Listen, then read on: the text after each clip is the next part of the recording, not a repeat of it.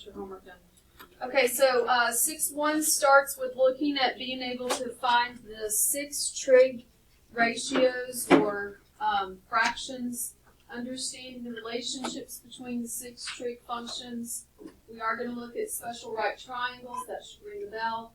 And then we're going to look at the complement, the relationship between complementary angles. On Friday, we learned a couple of new Greek letters because you're going to start seeing more than just theta. Remember, that's just a fancy X for a missing angle and measure. We learned the 3 new trig functions, cosecant, secant, cotangent. They are directly related to the 3 regular trig functions. They are simply the reciprocal, right? The ratio for sine, if you find the reciprocal, then you've got the ratio for cosecant. And then the ratio for cosines, if you take the reciprocal, that's the ratio for secant. You take the ratio for tangent, find the reciprocal, that's the ratio for cotangent. Remember we said you shouldn't mess tangent, cotangent up.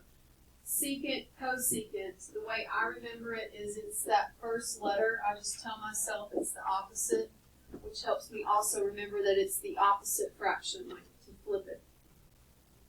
So then we practiced it here.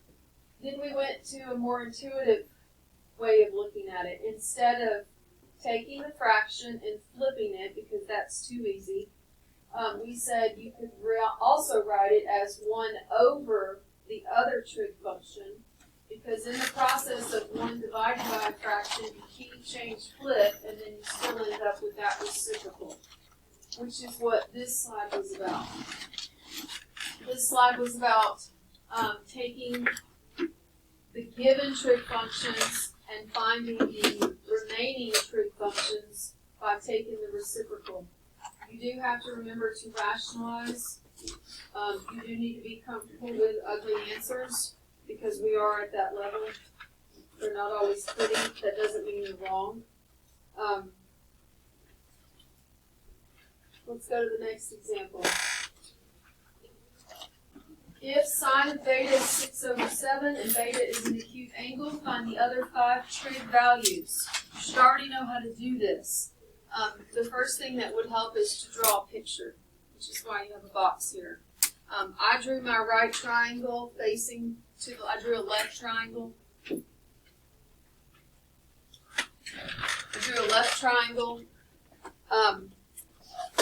And then I filled it in. I put my beta at the bottom, because that just made more sense. Now, the red part is where I filled it in. Why is my 6 and 7 positioned in the place that they are? Because the formula for what's given to me is opposite over hypotenuse, and from beta, this is the opposite and this is the hypotenuse, right? And it does say find the other 5 trig function values of beta, which means it would be good to label our picture. So we've got, this is the hypotenuse, bless you, H. And then beta is right here. So this is touching it, which means it's adjacent.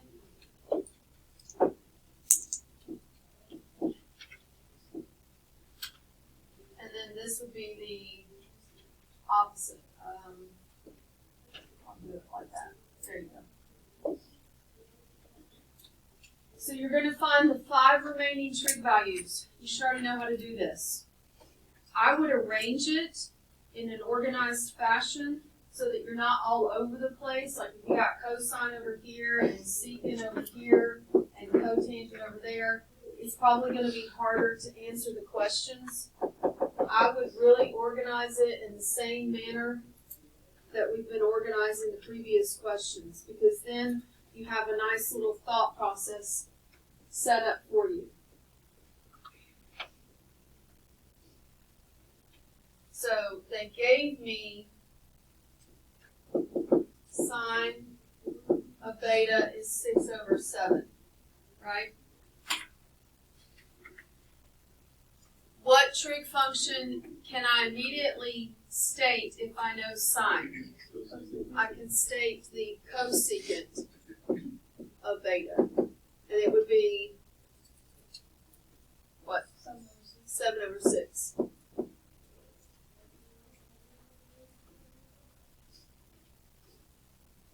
Now the remaining ones, we've got cosine of beta and then tangent of beta. So that means we can then find secant of beta and cotan. Can I state cosine yet?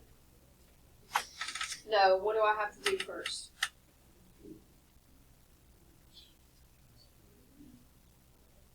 If I need to, what's the cosine of beta? Cosine's what formula? Cosine is adjacent over hypotenuse, right? Do I know the adjacent to beta? No. What do I need to use to find it? Pythagorean theorem. You don't want to use trig to find it because trig's going to spit it out as a decimal, and they don't want a decimal, they want radicals. So we're going to have to do the Pythagorean theorem.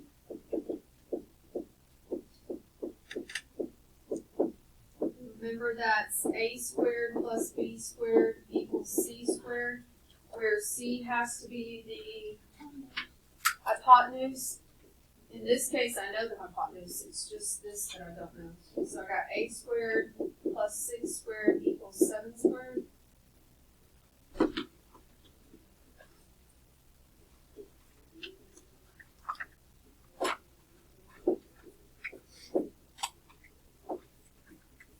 Minus 36 is what?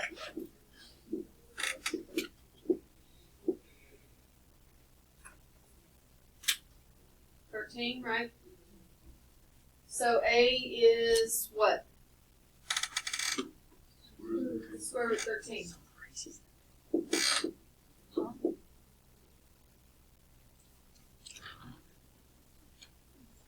So right here, I'm going to write that A equals square root 13.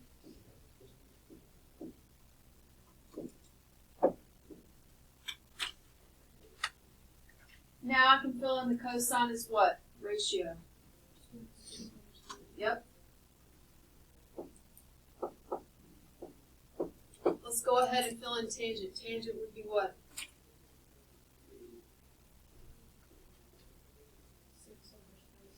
Yep.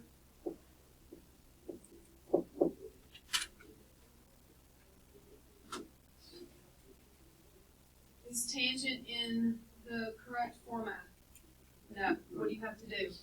You've got to rationalize it. So you're going to multiply by root 13 over root 13.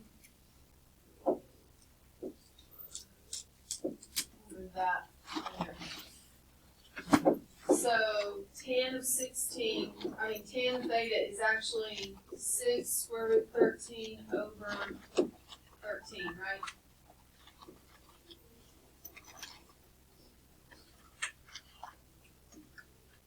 What's secant of beta?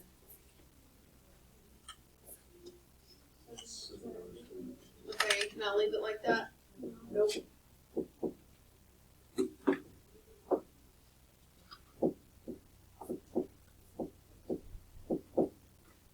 I don't have room, so I'm going to write mine out to the right.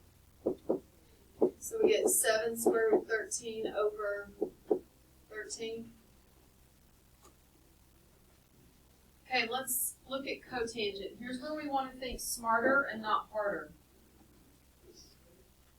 Cotangent. Red doesn't, I don't want to do red. Red's not wrong. This isn't wrong. I'm going to do orange. No. I'm still going to do red. Because I hate red. But, wonder why. If you take cotangent, and you look over here at tangent, and you're like, oh, okay, it's 13 over 6 square root 13. Then you have to rationalize that. Then you're going to end up with 13 root 13 over 6 times 13. 13's cancel. and then you're going to end up with root 13 over 6. That would be like doing this, reaching your right arm over your head to scratch your left ear when you could just go like this with your left hand. Look at tangent of theta. This is why you always want to write the original ratio first. Leave it on your paper, because if you later had to rationalize it and come to something ugly, but then I ask you the reciprocal function, you can go right back and say, oh, it's square root 13 over 6, and you're done. So it's helpful to show the first ratio, because if you have the reciprocal later, then you have less work involved. Now, it would have still come to the same answer, but like I said, like I demonstrated, it'd be going around the world, just to end up right back with, oh, I'll just take that and flip it. Do you understand this question? I gave you one trig function. You found the remaining 5 by drawing a picture, finding the missing side, and then setting them all up.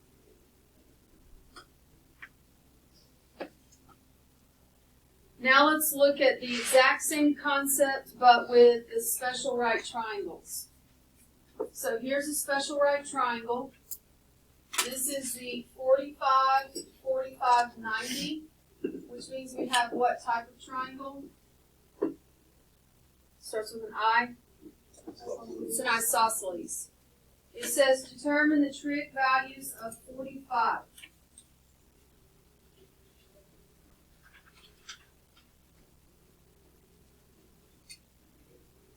They just want the sine, cosine, tangent. They don't want the secant, cosecant, cotangent. So we're just finding the sine, cosine, and tangent of 45.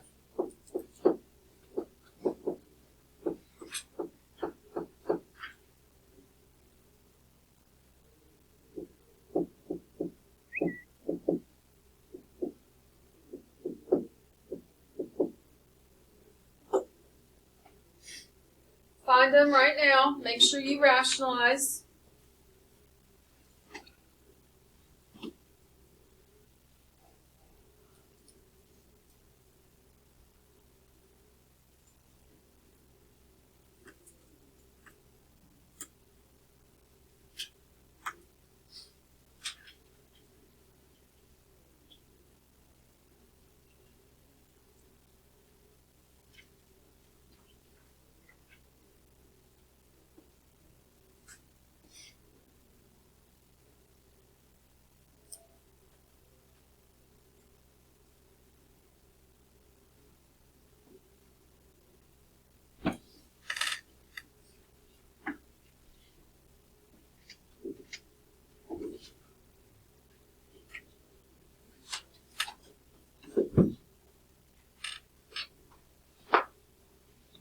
Does it matter which 45-degree angle I focus my attention from? No, it does not. Right? What is the opposite of either 45? 1. What's the hypotenuse? Okay. And that's not in rationalized form. We would have to do that. So you end up with square root 2 over 2. What about cosine 45? Why is it the same thing? Because of the isosceles triangle.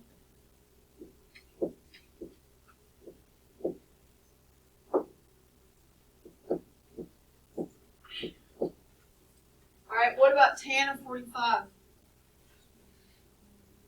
1 divided by 1 is 1.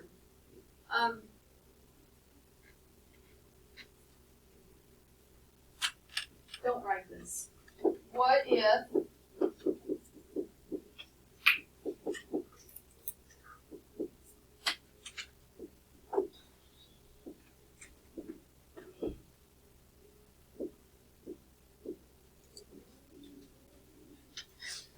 what would the tan of 45 be here?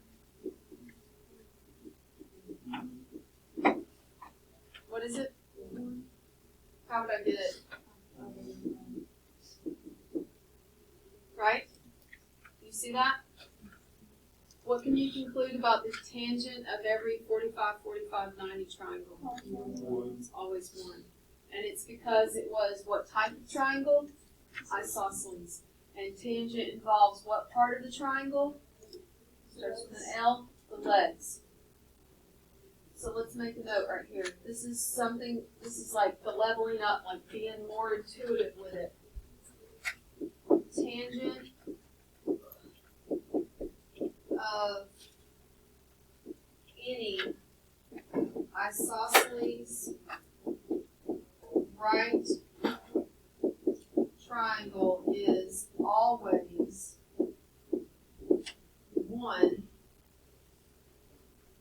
We're going to make note because the legs are congruent.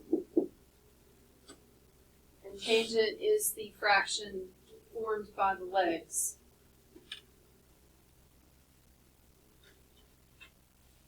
Doesn't matter how big the right triangle is. If it's a 45, 45, 90, tangent's always 1. If tangent's always 1, then what's cotangent? Also 1. Does that make sense? Also, doesn't matter what size the right triangle is. If it's a 45, 45, 90, the sine and cosine are always equal. Okay? Every time. Now let's look at 30, 60, 90.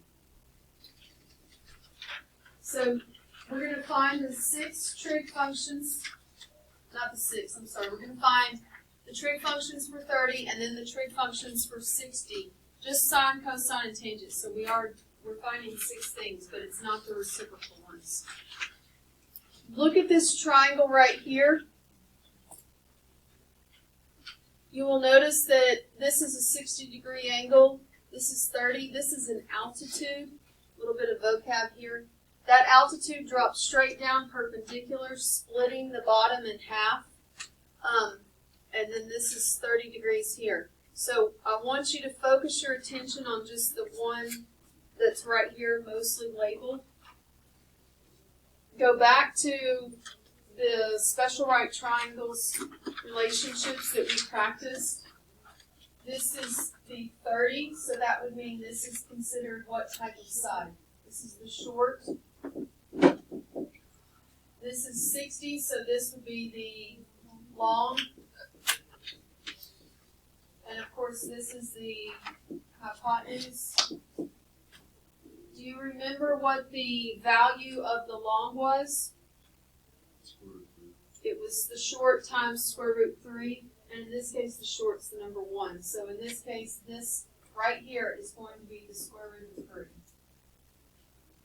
Now, if you don't have that memorized, you would find A by doing the Pythagorean theorem right here.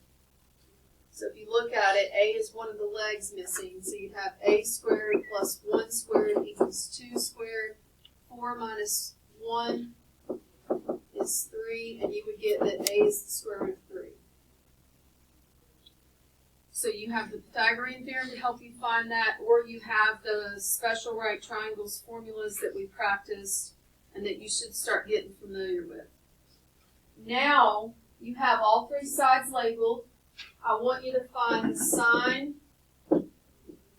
of 30, sine, cosine, tangent of 30, and then the sine, cosine, tangent of 60. These are not the reciprocal functions, but I am writing it out next to it over here.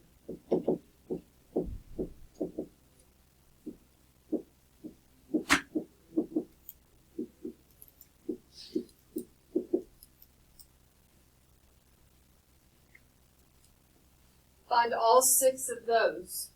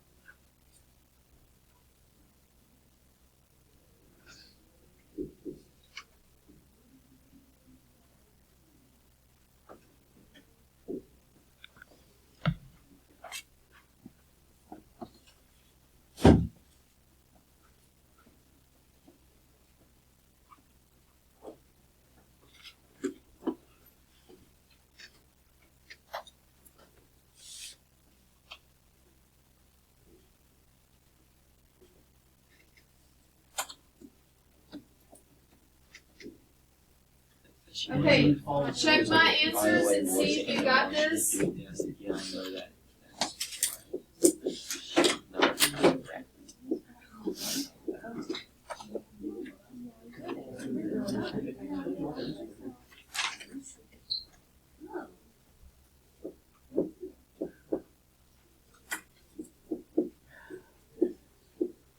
Alright, check those.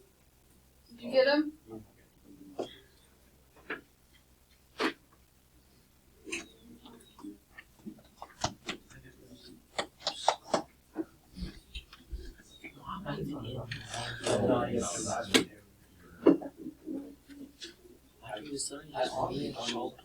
Any questions?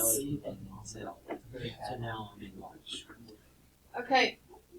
Look at this. Y'all get off your phones. Right here is a chart.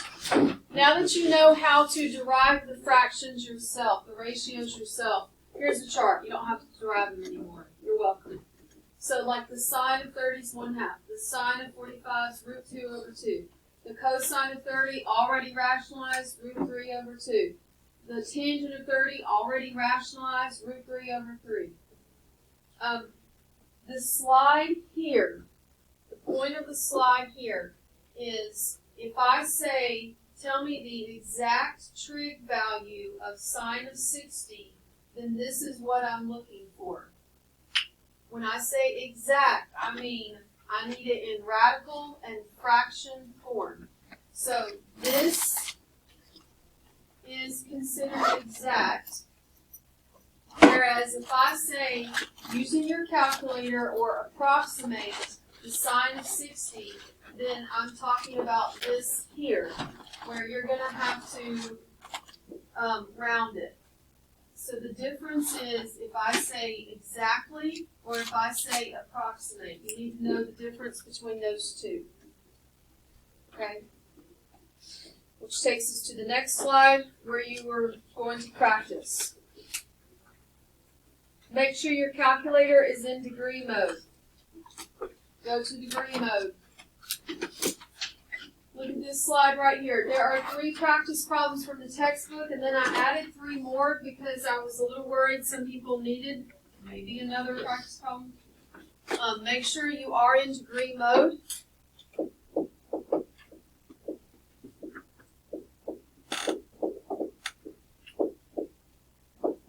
Read the directions. Find the trig function value rounded to 4 decimal places. That means you're just typing it in your calculator and rounding. If we're going to 4, we check the fifth. So tan 29.7. Tan 29.7. Check the 5th number. Don't do a domino round. Alright, let's see. 1, 2, 3. 5th number is an 8. So it would bump the 3 up to a 4. So this would be 0.5704. Now you should notice there's no secant button on your calculator, right? You've got to be intuitive enough to know the secant of 48 is simply 1 over the cosine of 48. So you would say to yourself, I can't type secant in, but I can type 1 divide cosine 48 in. And that's what you would type. So you would type 1 divide cosine 48. 1.4945.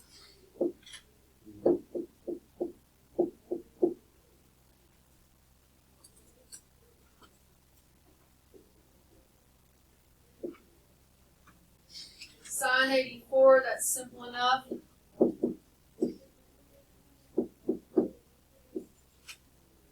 The 3 extra practice problems was mainly for the E and F ones, being able to type the reciprocal in. You try it on your own and then look up here and see if you got the right answer.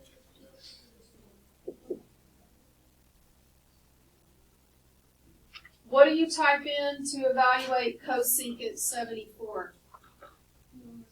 1 over sine 74.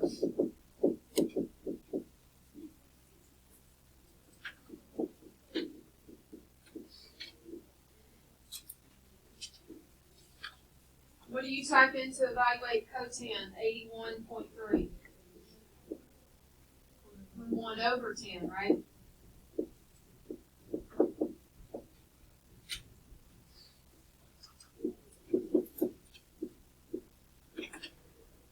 Did you get those answers?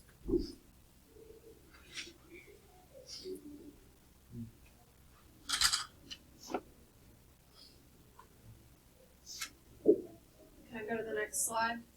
Go good? Oh, not yet. Okay. I'm going to fix that circle. I don't like it.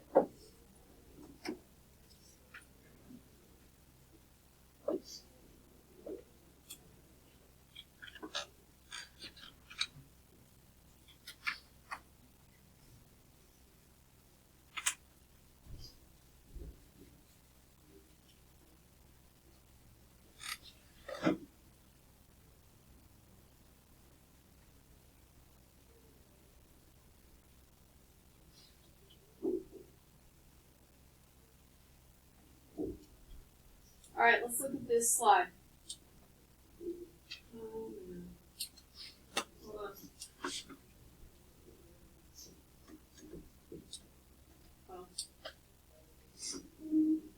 Okay, don't look at your paper. Look up here. We got a word problem. Y'all remember how we handle these? We go through, we find what information is not necessary, we mark it out, and we draw a picture. A window washing crew has purchased a new 30-foot extension ladder. The manufacturer states the safest placement on a wall is to extend the ladder to 25 feet and position the base 6.5 feet from the wall. Here's your source. What angle does the ladder make with the ground? There's a piece of information in this problem that's extra. There's a number in here we don't need. It's the 30 foot. They're telling you the ladder will extend to 30 feet total, right? But then they describe a scenario where the ladder is only opened up to 25 feet. That's the catch there. So this is not necessary because they're not telling us to extend it all the way. They're saying, in fact, it's only going to be extended to 25 feet. Now, if the ladder's leaning against the wall, what would that look like with your arm? And that would be what part of the triangle? The hypotenuse. Which is why you have that picture on your paper to let you know that that's the hypotenuse. Now, read the rest. Position the base of the ladder 6.5 feet from the wall, which is why 6.5 goes here. This goes back to day one, the review that we did. This is a basic trig problem. Label your picture based on theta, and set it up, and solve. So, which trig function would I be using here? I'm going to use cosine because if you look at it, I have my hypotenuse here and I have my adjacent. So cosine, angle measure, equals fraction bar. It would be 6.5 over 25. The variable is what part? Like there's a variable in there. Which one is it? What's the unknown? Theta, right? We need to get theta by itself. Do you remember how to do that? Inverse trig. You can't divide by cosine because cosine and theta are attached by the trig. You have to apply its inverse. Do you remember this from that review? You would multiply the left by its inverse, and whatever you do to one side, you got to do to the other. So it pops to the other side of the equation, but it's an inverse.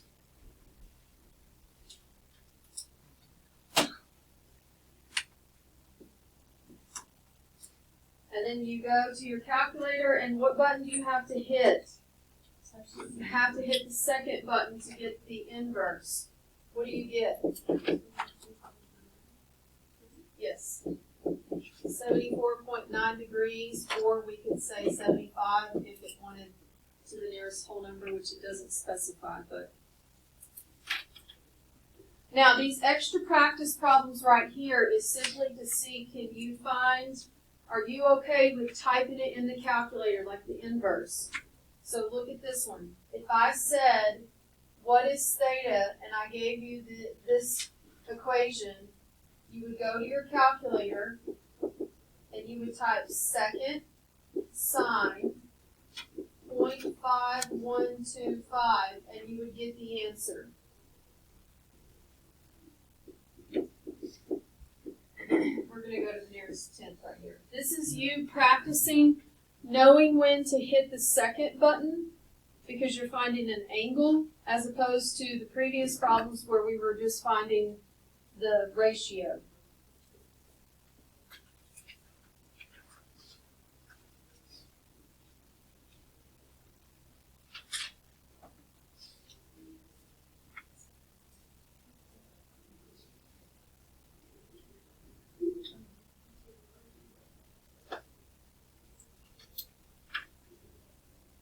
When you try these two, look up here and see if you got the same as me.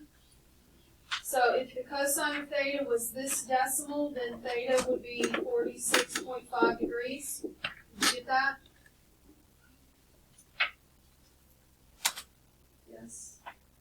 If the tangent of theta was 2.032, then that meant theta was 63.8 degrees. What's nice about these problems is you can check yourself. What goes after that? Thank you so much. Go to your calculator and type cosine 46.5. You should confirm that you get that decimal.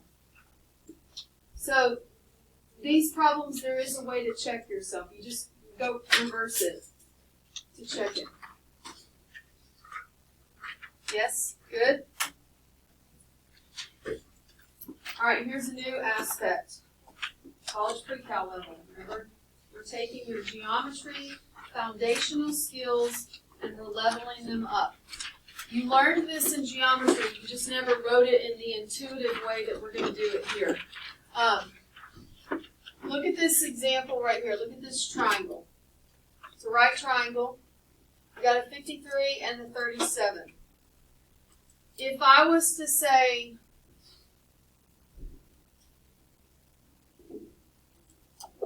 I'm just going to write X, Y, and Z. If I said, what's the ratio for sine 53?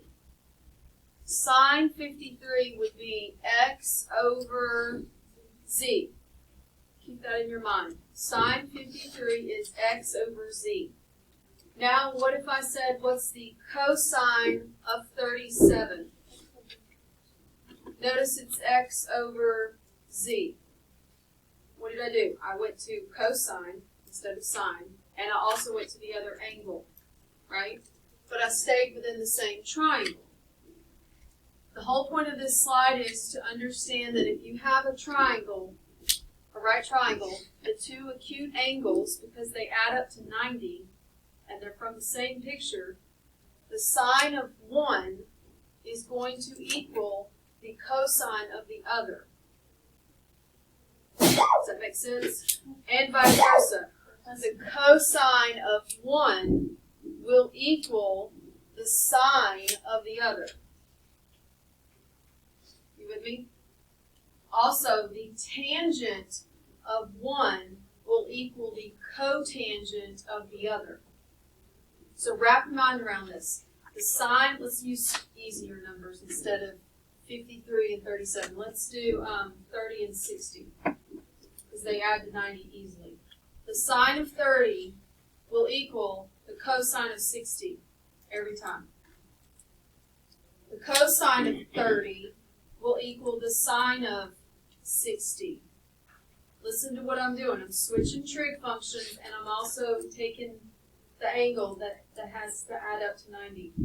The tangent of 30 will be the cotangent of 60.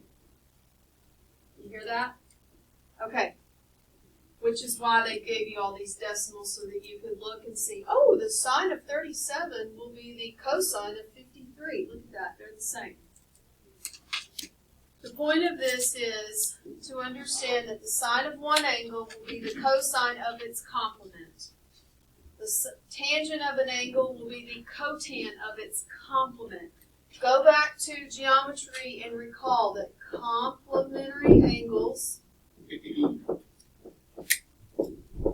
notice this is complement with an E, not an I. Not like your hair looks nice. That's a complement. This is complement like peanut butter and jelly complement each other. It means kind of like a yin and a yang type experience. Complementary angles add up to 90. That's from geometry. So the sine of an angle is the cosine of its complement. The cosine of an angle is the sine of its complement. The tangent of an angle is the cotan of its complement. Okay? Which takes us to this problem right here. Here's the sine, cosine, and tangent of 18. Find the remaining 6 trig values of 72, not 18, right? So let's wrap your mind around this. Here's, y'all know me, I organize all of my thought process in the same way so that I don't mess up. If they're giving me the sine, cosine, and tangent of 18, but they want 72, then I'm going to make a list of what they want. They want sine of 72. They want what else? Cosine of 72. They want tan of 72. Then coming over, they want the 3 new ones. What do I need to list first? Cosecant,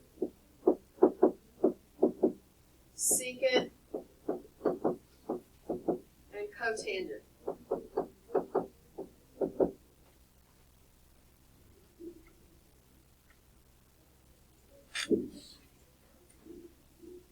Now, remember what I said. The sine of 1 is the cosine of its complement. Okay? So the sine of 72 would be the cosine of its complement. What's the complement to 72? 18. Did they give me that? Yep, there's your answer then. So sine of 72 would be what decimal? Yep.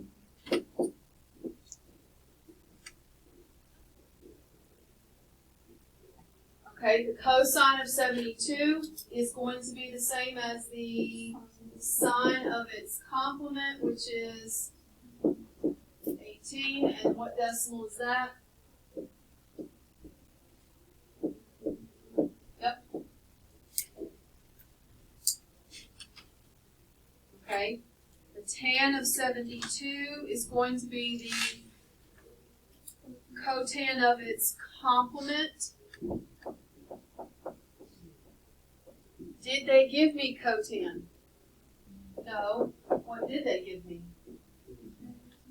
Okay, so can I write cotan? How do you write cotan of 18? 1 over tan 18. Remember that? And did they give me tan 18? Yeah. What is it? 0.3249. So you would have to go to your calculator and do 1 divided 0.3249.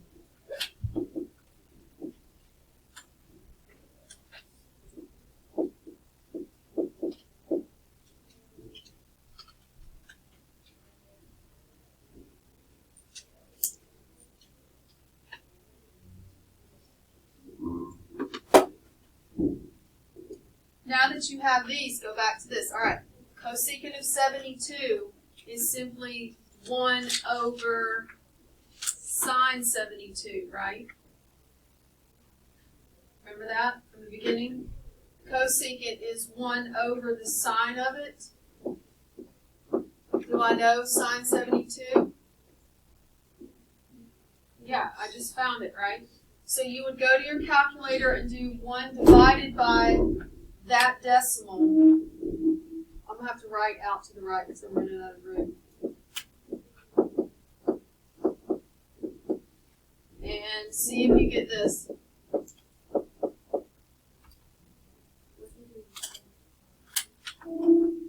You get different things. You put 0.9511 versus cosine 18, you get different things. Slightly. The rounding. Yeah. So the rounding is, if you're typing, I type the decimal. It would be more accurate to type the trig. What is the trig you do? It's just a 5 instead of 4. Okay.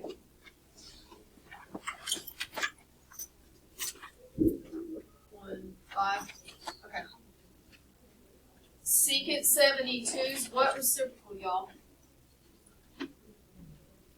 1 over cosine 72.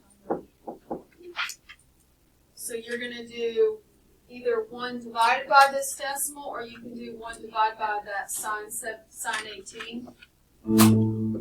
May I please have Bailey Rubinoff to the stage, y'all? She's on her way.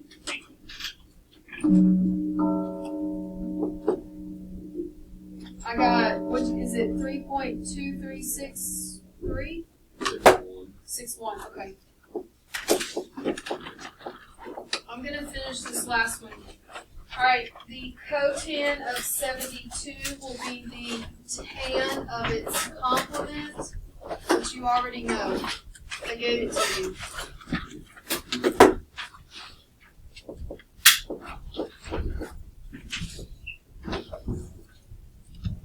That's the only one that is probably like, what did we just do? And it's just because we had 6 things to find. We had a train of thought for almost every one of them.